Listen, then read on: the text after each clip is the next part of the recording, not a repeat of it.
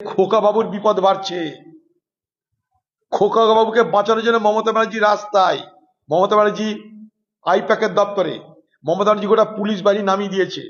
এখন মমতা ব্যানার্জিকে কেন এত দৌড়াদৌড়ি করতে হচ্ছে, এত মিছিল করতে হচ্ছে? ইডি অফিসে দৌড়াচ্ছে, সল্টলেকে দৌড়াচ্ছে, প্রতিবাদে মুখর হচ্ছে। কয়লা কাণ্ডে বাংলার মুখ্যমন্ত্রীর এত মাথা খারাপ কেন? আইপ্যাককে বাঁচাতে বাংলার মুখ্যমন্ত্রীর মাথা খারাপ কেন?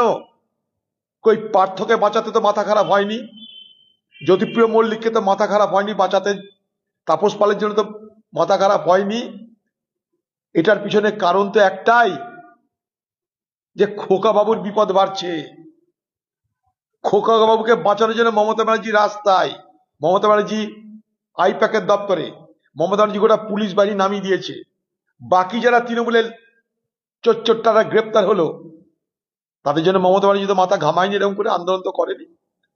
মমতা ব্যানার্জির কাছে খোকা বাবু ছাড়া আর কোনো সম্পদ নেই। তাই আজকের মমতা ব্যানার্জিকে যে বিদ্রোহ করতে দেখছি, হাইকোর্টের মধ্যে, আইপ্যাকের দপ্তরে, রাস্তায়, শুধুমাত্র তার খোকা বাবুকে রক্ষা করার জন্য।